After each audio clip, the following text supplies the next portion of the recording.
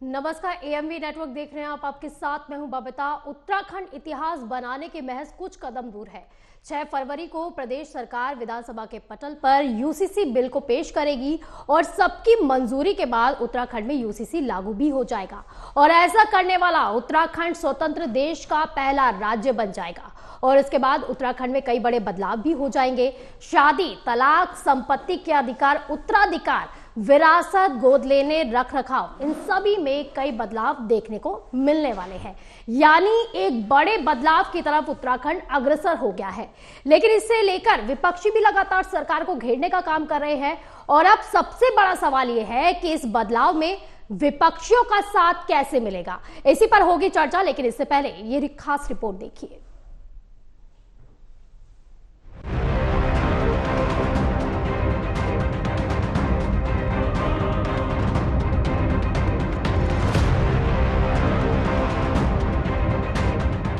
उत्तराखंड में जल्द ही समान नागरिक संहिता यानी कि यूसीसी लागू होने जा रहा है। इसको लेकर धामी सरकार ने तैयारियां शुरू कर दी। उत्तराखंड में धामी सरकार ने रविवार को कैबिनेट मीटिंग में यूनिफॉर्म सिविल कोड पर तैयार किए गए मसौदे को मंजूरी दी है। आज की मंत्रिमंडल की बैठक में हमने आगामी विधानसभा सत्र में यूसीसी को, समान नागरिक संहिता को विधेयक के रूप में लाने का प्रस्ताव सर्वसम्मति से आज मंत्रिमंडल में पारित हो गया है। आगामी सत्र में हम इसको सत्र में रखेंगे और विधेयक बनाने की दिशा में आगे बढ़ेंगे। माना जा रहा है कि यूसीसी लागू होने के बाद सबसे ज्यादा असर शादी, तलाक और बच्चों के पालन पोषण के लिए बनाए गए नियमों पर पड़ेगा। यूसीसी लागू होने के बाद उत्तराखंड के कई कानून बदल जाएंगे, जिसमें विवाह, तलाक से लेकर संपत्ति और जरूरी नियमों में काफी परिवर्तन देखने को मिलेगा। साथ ही ये भी माना जा रहा है कि यूसीसी लागू होने से लिव इन रिलेशनशिप के मामलों में भी असर आएगा। अन्य धर्म या जाति में विवाह करने पर भी लड़की के अधिकारों का हनन नहीं किया जा सकेगा। तलाक के लिए सभी धर्मों का एक कानून होगा। लड़की की विवाह की उम्र 18 वर्ष अनिवार्य होगी। लिव इन में रहने के लिए रजिस्ट्रेशन जरूरी होगा। बहुविवाह, हलाला और इद्दत पर रोक लगेगी। ग्रामीण स्तर पर शादी का रजिस्ट्रेशन जरूरी होगा। तलाक के लिए पति पत्नी को समान अधिकार होगा। बच्चा गोद लेने के लिए सभी धर्मों का एक कानून होगा। महिलाओं को संपत्ति में मिलेगा समान अधिकार। प्रदेश की जनजातियां इस कानून से होंगी बाहर। जहां सरकार इसे राज्य में लागू करने पर आमादा है, तो दूसरी तरफ विपक्षी यूनिफॉर्म सिविल कोड के मसौदे का विरोध कर रहा है। कहा जा रहा है कि मसौदे को जांच के लिए सार्वजनिक नहीं किया गया है। बताया जा रहा है कि जनजातियों को संहिता से बाहर रखने और इस धारणा के बारे में चिंताएं व्यक्त की गई कि केवल मुस्लिम पर्सनल लॉ को निशाना बनाया जा रहा है। सुनिए, यकसा सिविल कोड को इस देश की जरूरत नहीं है। हमको आप ये बताइए, आज बीजेपी, अमित शाह साहब ये सब बोल रहे हैं, आपको मालूम गोवा में जो सिविल कोड है, कैसा सिविल कोड है? अगर गोवा में कोई हमारा हिंदू भाई शादी करता है और उसकी वाइफ की उम्र 25 और 30 साल की हो जाती है, उसको बेटा नहीं हुआ तो सेकंड मैरिज कर सकता है वो। अब इस पर क्या बोलेंगे बीजेपी वाले? सरकार आपकी है वहां पर। हम इसके खिलाफ है और लॉ कमीशन खुद ये कह दिया कि भारत में यूनिफॉर्म सिविल कोड की जरूरत नहीं है। यूसीसी पर एक बार फिर से सियासत गर्मा गई है। वहीं इसी बीच उत्तराखंड में यूसीसी को लागू करने की तैयारियां भी जोर शोर से चल रही हैं। समान नागरिक संहिता का ड्राफ्ट मिलने के बाद अब इसे कानूनी रूप देने की प्रक्रिया पर भी सरकार आगे कदम बढ़ा चुकी है। इस प्रस्ताव को 6 फरवरी को विधानसभा सत्र के दौरान पेश किया जाएगा और इसके बाद इसे लागू कर दिया जाएगा। Bureau report, AMV network.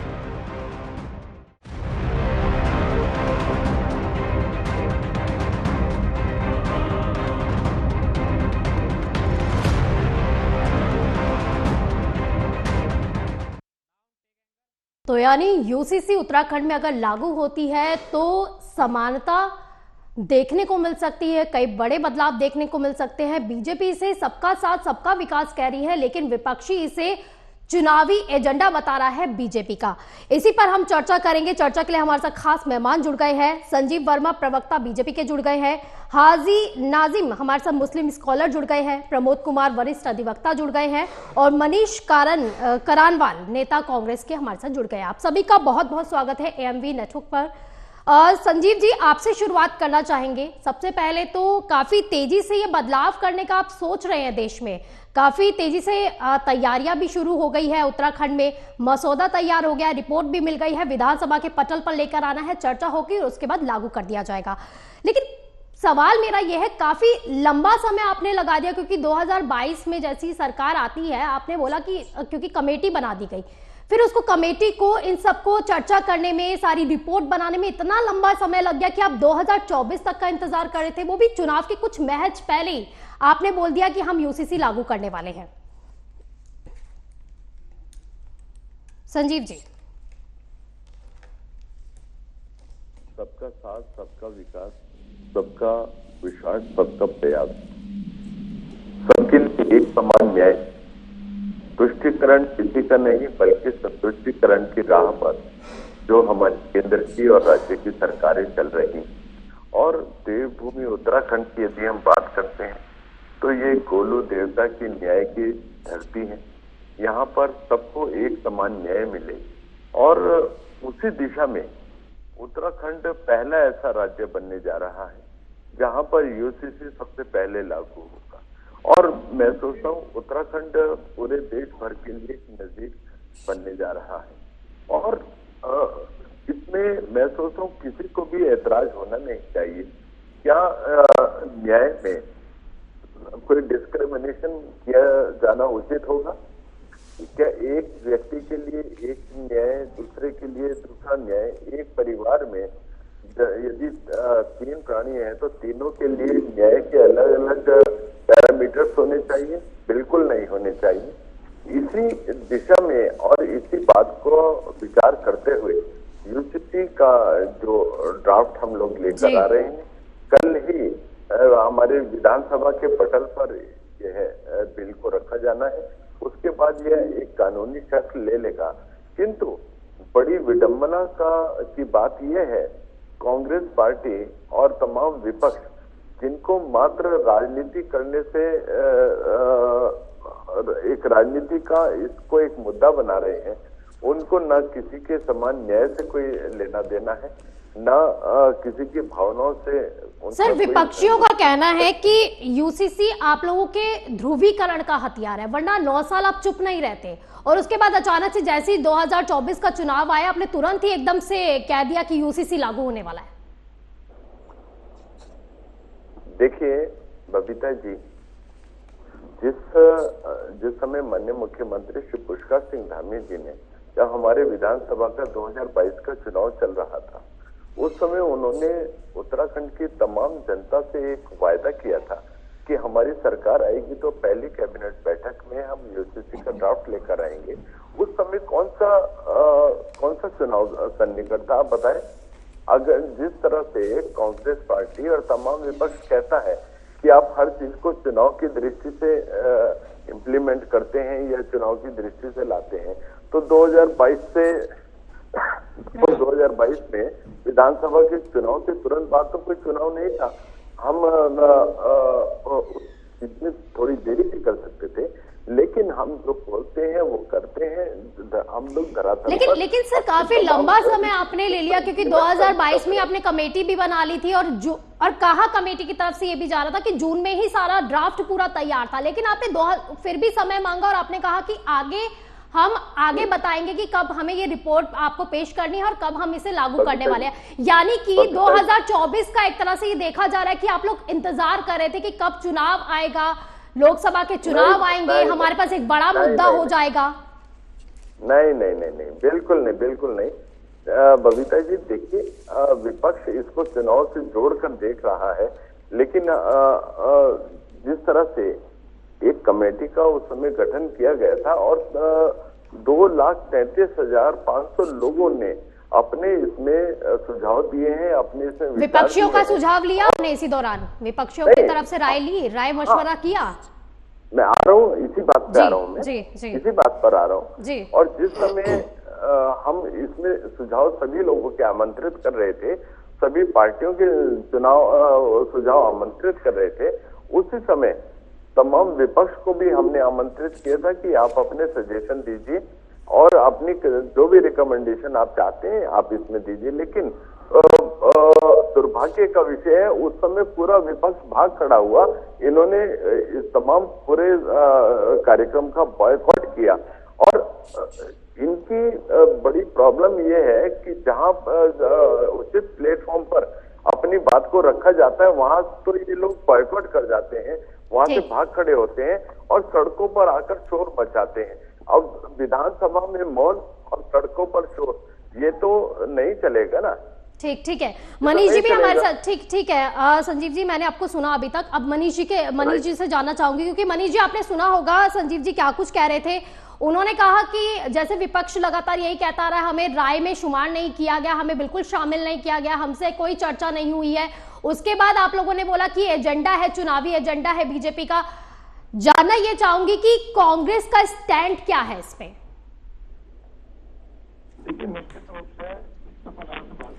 Manish ji आपकी आवाज ठीक से नहीं आ रही है।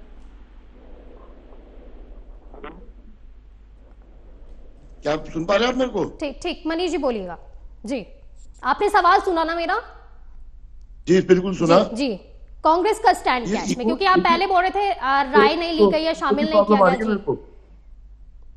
इको की प्रॉब्लम आ रही है। किन की, आपकी या फिर उनकी? मैं ठीक मनीष जी ठीक है। हमारे साथ प्रमोद कुमार जी भी जुड़े हुए हैं, वरिष्ठ अधिवक्ता हैं। सर, क्योंकि यूसीसी जो है आज का मुद्दा नहीं है, काफी लंबे समय से ये मुद्दा चलता आ रहा है। इस पे आपसे जानना चाहेंगे, क्योंकि लगातार इस पे बात भी चलती आई है। देश में अगर ये आया तो क्या देश उसके लिए तैयार? देश भी नहीं, अगर उत्तराखंड में ये आया, देश छोड़िए अभी, क्योंकि केंद्र सरकार भी इसे लाने का कब से सोच रही है। अगर ये उत्तराखंड में लागू हो जाता है तो क्या उत्तराखंड वासी उसके लिए तैयार है? राणा मैडम, जब ये देश आजाद हुआ था जी 1947 के बाद, जब संविधान सभा बैठी थी और संविधान में जब चर्चाएं हो रही थी भारत के लोगों के अधिकार के बारे में, तो उसमें बहुत ही विस्तार रूप से हुआ था कि जो लॉ एंड ऑर्डर होगा सबके लिए बराबर होगा। और भारत के संविधान में जो आर्टिकल 14 है उसमें क्लियर लिखा गया था कि everyone is equal before law. और उसी के संदर्भ में यह भी बताया गया था कि जो दो तरह के लॉ है, एक क्रिमिनल जस्टिस एंड एक सिविल जस्टिस, दोनों सबके लिए समान रूप से होगा। जैसे क्रिमिनल जस्टिस में सबके लिए समान है, वो उसमें कोई किसी धर्म का भेदभाव नहीं देखता है, चाहे वो मुस्लिम हो, चाहे वो हिंदू हो, चाहे वो सिख हो, चाहे ईसाई हो। उसी तरह से सिविल प्रोसीजर कोड, जो सिविल संहिता था, उसके लिए भी था समान रूप से हो। लेकिन उसमें कुछ क्लाउज एक था कि जो सबका धर्म का रहन सहन, शादी ब्याह, ये सब का कुछ अलग अलग हो रहा था, उसके कारण जो है उसमें ये कुछ देर के लिए रोक दिया गया था। लेकिन जो भारत के संविधान की जो आर्टिकल है उसमें 44 में क्लियर लिखा हुआ था कि ये ड्यूटी बनती है स्टेट का, जो राज्य सरकार का है, कि अपने राज्य में वो धीरे धीरे इसको कार्यान्वित करें। मीन्स देयर बाई है कि हमारे भारत के संविधान में साफ लिखा हुआ है कि जो सामान, जो आचार संहिता है, वो सबके लिए बराबर हो, सबके लिए लॉ बराबर हो। और इसीलिए माननीय सर्वोच्च न्यायालय ने कई दफा, कई केसों में, 1985 में जो साहवानों वाले केस में जो दिया गया था, उसके बाद 1995 में आपको सरला मुदगिल वाले केस में दिया गया है जजमेंट। तीसरी दफा जो है 2017 में ये सरवानों के केस में वो दिया गया जजमेंट। उसमें साफ साहिल पे जो माननीय सर्वोच्च न्यायालय ने केंद्र सरकार को नोटिस दिया था और कहा था कि आप जो है समान जो संहिता है जो सिविल प्रोसीजर कोड है, जो यूनिफॉर्म सिविल कोड है, उसको आप सारे राज्यों में के लिए बनाने के लिए एक कानून बनाइए। उसी कारण यहाँ पे लोकसभा और राज्यसभा में पास हुआ था, कानून बना था।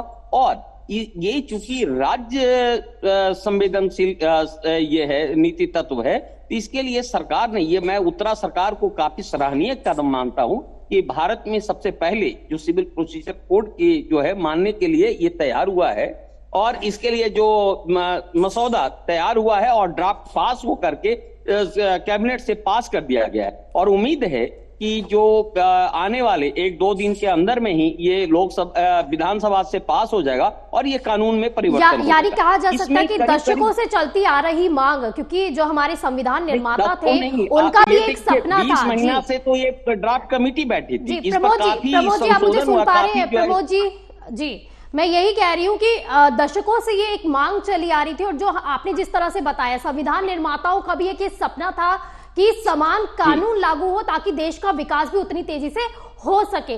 क्या आपको लगता है कि वो समय आ गया है कि जब धीरे धीरे राज्यों में यूसीसी लागू कर दिया जाए? क्या हमारा देश उस चीज के लिए तैयार हो गया है? एग्जैक्टली यही वजह है कि माननीय सर्वोच्च न्यायालय ने कई बार इसकी जरूरत समझी है, क्योंकि आज जो है न्याय देने की जब प्रक्रिया होती है तो उसमें एक बाधाएं बैठ जाती है। क्या हिंदू मैरिज एक्ट अलग हो गया, मुस्लिम मैरिज एक्ट अलग हो गया, तो इस तरह का जो है आप देखिए इसमें कोई न्याय नहीं मिल रहा था। चाहे आप देखिए बच्चों से लेकर के बूढ़ों तक में, महिलाएं से लेकर के, जो हमारे समाज का एक मूल, जिसको रीढ़ कहते हैं, मूल तत्व हैं, उनको न्याय नहीं मिल रहा था। बच्चे को नहीं मिल रहा था, गोद लेने का नहीं था, यानी कहा जा सकता है कि इसके बाद सब एक समान हो जाएंगे, कानून सबके लिए एक समान हो जाएगा। ठीक है कि जो है मैं 1-2 एग्जाम्पल बता रहा हूं जो अभी हमने फेस किया था कि लोग 2-2, 3-3 शादी कर देते, 3 बच्चे होता था, दूसरी शादी कर देते। अब बच्चा बताइए, उनके पास जो है कोई लॉ ही नहीं था, बच्चे किनके मेंटेनेंस में रहेंगे, कौन उसको देखभाल करेगा, कोई नहीं, चुको तो दूसरी शादी करके दूसरे बच्चे हो गए। तो अब जो क्या होगा कि आप तलाक नहीं ले सकते हैं, पहले बच्चों का आप परवरिश कीजिएगा उसको। आप ये नहीं है कि 3-3 शादी कर लिए, हलाला करवा लिए, फिर जो है बच्चों का आप निर्वहन नहीं कीजिएगा, बूढ़ा हो गए तो उनका आप मेंटेनेंस नहीं कीजिएगा, महिलाओं को जिस तरह से अबेंडेंट आप छोड़ दीजिए। तो ये जो मनमानी है वो अब नहीं चलेगा, और सबके लिए एक जो है मैं समझता हूं कि ये न्याय का पुकार है। देखिए यही सच्ची न्याय है जो किसी भी देश की जरूरत है, और ये मैं समझता हूँ उत्तराखंड जो सरकार है इस चीज को आप काफी सराह रहे हैं। ठीक है, हाजी नाजिम भी हमारे साथ जुड़े हुए हैं, मुस्लिम स्कॉलर है। हाजी जी, आपसे पूछना चाहूंगी कि यूसीसी लागू करने के लिए तो पूरी तरह से आमदा है उत्तराखंड सरकार, आपका क्या कुछ कहना है इस पे? आपका क्या कुछ स्टैंड है? क्या आप इससे सहमत हैं? जैसे यूसीसी के बारे में अभी कहा जा रहा, तो देखिए सबसे पहले ड्राफ्ट आ जाने दीजिए, ड्राफ्ट के अंदर देखा जाएगा कि क्या इन्होंने कौन कौन से संशोधन करने की बात रखी गई है। लेकिन जिस तरीके से अभी हमारे काबिले तारीफ दोस्त नहीं, अगर विधानसभा के पटल पे रखा जाता, चर्चा होती है, कानून बन जाता, आप इससे सहमत हो जाएंगे? आप एक्सेप्ट करेंगे इसे? हाजी जी, आप एक्सेप्ट कर लेंगे इसे? हाजी जी, बबीता जी देखे, बबीता जी सुन लीजिए, जिस तरीके से देखिए मैं अपने दोनों काबिले दोस्त के रिएक्शन भी लूंगा एक बात को, कि जिस तरीके से भाजपा के प्रवक्ता ने कहा कि हमने सबसे सुझाव लिया, तो आपने जिससे सुझाव लिया कम से कम उनकी रिपोर्ट तो सार्वजनिक कीजिए। अब ये बताइए, जो आपने यूसीसी के लिए राय मांगे, कितने मुस्लिम समाज ने आपको राय दी है, उसके अंदर कितने दूसरे समाज के लोगों ने आपको राय दी, आप बताइए। और देखिए अभी दूसरी बात, जो हमारे वकील हैं, वरिष्ठ वकील हैं, तो उन्होंने क्या कहा था कि अब ये नहीं चलेगा कि 3 शादियां, हलाला, बच्चे। अरे ये तो बता दीजिए कौन सा ऐसा मुस्लिम समाज का युवा है जो 3-3 शादियां कर रहा है, 4-4 शादियां कर रहा है, और जिनके बच्चे जो आप लोग कहते हैं कि 40 बच्चे हैं, तो उससे पूरे सार्वजनिक रिपोर्ट जरा दायर करके दिखाइए, देश को बताइए नहीं कौन सा ऐसा मुस्लिम युवक है जिसकी 4 शादियां, 3 शादियां। लेकिन आप इस तरीके से देश के अंदर एक गुमराह कर रहे हैं, देश के अंदर एक ऐसा माहौल पैदा कर रहे हैं जो एक समुदाय को सिर्फ और सिर्फ टारगेट करने वाली बात करते हैं। और देखिए बबीता जी, बड़ी इंपॉर्टेंट बात, जिस तरीके से अभी हमारे वरिष्ठ साहब ने कहा, तो मैं इन्हीं को काउंटर करते हुए ये कहूंगा कि हम संविधान को मानने वाले हैं और संविधान के तहत चलते हैं। और जो संविधान ने हमें अभिव्यक्ति की आजादी दी है, वो संविधान ही हमें आर्टिकल 25 के अंदर भी हमें रिलीजियस की परमिशन देता। आर्टिकल 44 का इन्होंने कहा, मैंने आर्टिकल 29 का भी कह सकता हूं। लेकिन सबसे पहले मैं ये कहता हूं बबीता जी, 2018 के एक आयोग की रिपोर्ट थी, उसने कहा था कि अभी यूसीसी देश अभी सक्षम नहीं है लागू करने के लिए। लेकिन ये जो उत्तराखंड के अंदर यूसीसी लाया जा रहा है, लेकिन सुप्रीम कोर्ट भी कब से कह रहा है इस पर कि इसे जल्दी लागू किया जाए। सुप्रीम कोर्ट ने भी कई बार कह दिया ना इसको लेकर, क्योंकि कहीं ना कहीं मांग दिख रही होगी, कहीं ना कहीं मांग दिख रही होगी। हाजी जी, सुप्रीम कोर्ट भी कई बार कह चुका है इसको लेकर, संविधान निर्माता कई बार इसको लेकर कह चुके हैं। कई समय से ये सपना है लोगों का, जिन्होंने हमारा संविधान का निर्माण किया है, भीमराव अंबेडकर हो गए, उनका एक सपना है ये काफी लंबे समय से। और आप नहीं चाहते क्या कि ये लागू हो? मैंने सिर्फ आपसे इतना पूछा है कि अगर ये लागू होता है, क्या आप उन कानूनों से सहमत हो जाएंगे? यूसीसी से आप सहमत हैं? बबीता जी देखिए, मैंने कहा कि ये देश तो संविधान से चलता है। और सुन लीजिए मेरी बात बबीता जी, देखिए मेरी दो आंखें हैं, एक आंख से तो मैं अपना मुल्क देखता हूँ और दूसरी आंख से मैं अपना मजहब देखता हूँ। तो देखिए मैं तो दोनों से मोहब्बत करता हूँ। तो संविधान में तो ये दिया गया है ना, संविधान में तो दिया गया है इसके बारे में, शायद आपने पढ़ा नहीं है, संविधान में भी ये कही गई है ये बात।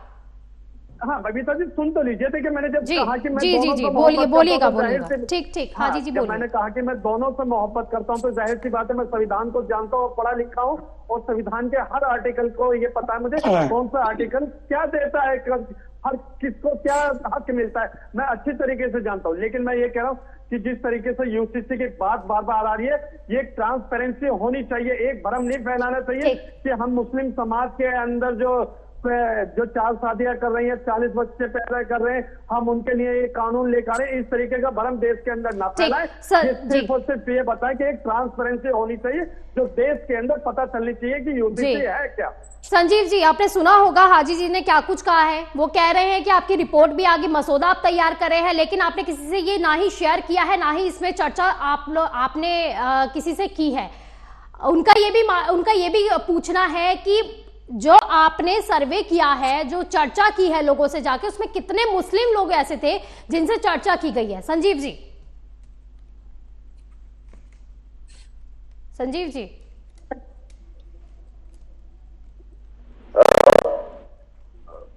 मैंने पहले भी जैसे जिक्र किया कि 2,33,500 लोगों ने इसमें अपने विचार रखे हैं, अपने सुझाव रखे हैं, और सबके विचारों और सुझावों का एक सामंजस्य है। ये जो हमारा यूसीसी का ड्राफ्ट आया है, तो मैं सोचता हूँ अपने आप में बहुत ही बेहतरीन ड्राफ्ट यूसीसी का लाया गया है। और जैसे मैंने पहले भी एक बात का बोला कि सबको एक समान न्याय देने की दिशा में हम लोग आगे बढ़ रहे हैं। किसी को तुष्टीकरण नहीं बल्कि संतुष्टिकरण की राह पर सबको एक समान न्याय मिले, इसी दिशा में हम लोग आगे बढ़े हैं। उसमें चाहे मुस्लिम धर्म गुरु की बात हो, चाहे हमारे जितने भी धर्म है, हिंदू, मुस्लिम, सिख, ईसाई, बौद्ध, और जो भी धर्म यहाँ पर निवास करते हैं, और न केवल उत्तराखंड की हम बात करते हैं, बल्कि उत्तराखंड के अलावा हमने दिल्ली सहित अन्य प्रदेशों से भी जो कानून के जानकार लोग हैं, उन लोगों के अभी राय मशविरा लिया है, सुझाव लिए हैं, और सभी लोगों ने इसके ऊपर अपनी राय दी। यानी आप विकास के लिए सभी को समान तौर पर देखना चाहते हैं, उनके लिए कानून लाना चाहते हैं। संजीव जी, मेरा सवाल आपसे ये भी है कि अगर आप समान कानून लाना चाहते हैं, तो फिर आरक्षण का क्या होगा? फिर जो आप सब देते फिर रहे हैं, सारी पार्टियां देती फिरती आरक्षण, क्या वो भी हट जाएगा? समान लाना है ना, सबको एक बराबर करना है, तो फिर आरक्षण तो हट जाना चाहिए, क्योंकि आरक्षण कहीं ना कहीं भेदभाव ला देता है। बबीता जी देखिए, आरक्षण अपनी जगह है और यूनिफॉर्म सिविल कोड अपनी जगह कैसे हो गया सर? अगर सबको बराबर लाना है तो फिर आरक्षण किस बात का? फिर बबीता जी जवाब नहीं दे पाएंगे इस तरीके का। जी हाजी जी, मैं अभी आपसे भी पूछने वाली हूँ सवाल। जी संजीव जी, मुझे बताइए ना, आरक्षण तो एकदम से भेदभाव ला देता है, किसी को इंपॉर्टेंस मिल रही है, किसी को कम इंपॉर्टेंस मिल रही है। अगर आपको सबको बराबर लेके चलना है तो आरक्षण क्यों? जी संजीव जी, थोड़ा जल्दी से क्विक रिएक्शन। बबीता जी, देखिए, आर्थिक रूप से आरक्षण देने का काम केवल हमारी सरकार में पहली बार किया, जबकि तमाम जितने भी दल थे उन्होंने आज तक केवल और केवल आरक्षण। लेकिन आपकी सरकार ही तो यूसीसी लाना चाहती है ना, इससे पहले की सरकार तो नहीं बोल रही थी यूसीसी के लिए। सबका विकास चाहिए ना, तो आरक्षण क्यों चाहिए फिर?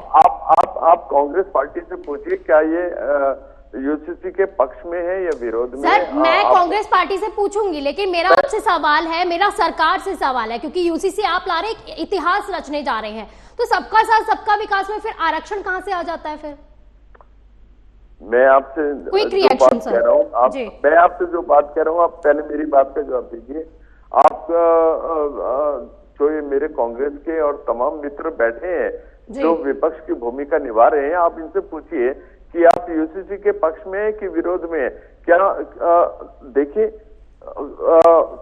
मैंने पहले भी बोला है, जो हमारी मुस्लिम बहनों के साथ लगातार अत्याचार होता था, 3 तलाक बोलकर उनका जीवन नष्ट कर दिया जाता था। 3 तलाक के बाद जो मुस्लिम बहनें सुरक्षित हुई हैं, वो आज भी माननीय मोदी जी का हर पल धन्यवाद करती हैं। सर, धन्यवाद करती होंगी, मुझे कट टू कट आंसर चाहिए, वो ठीक है, वो सारी चीजें ठीक है संजीव जी, तभी आपकी सरकार बार बार आ रही है। मुझे जल्दी से एक रिप्लाई दीजिए कि अगर यूसीसी लागू हो रहा है, सबके लिए समान कानून आप लेके आ रहे, तो आरक्षण पर फिर आप बात क्यों नहीं करते? आरक्षण क्यों नहीं हट पा रहा है फिर?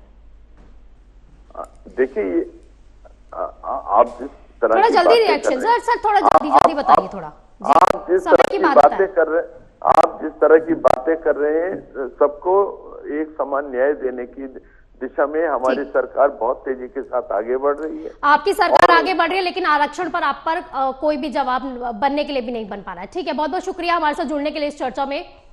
तो एक तरफ यूसीसी उत्तराखंड में लागू करने की बात सरकार कर रही है, तो दूसरी तरफ विपक्षी इसको लेकर जो है कह रही है कि ये बीजेपी का चुनावी एजेंडा है। लेकिन अब आने वाला वक्त बताएगा कि यूसीसी लागू होने के बाद जो है उत्तराखंड में क्या कुछ बदलाव देखने को मिलेंगे। फिलहाल चर्चा में इतना ही। आप देखते रहिए एएमवी नेटवर्क। नमस्कार।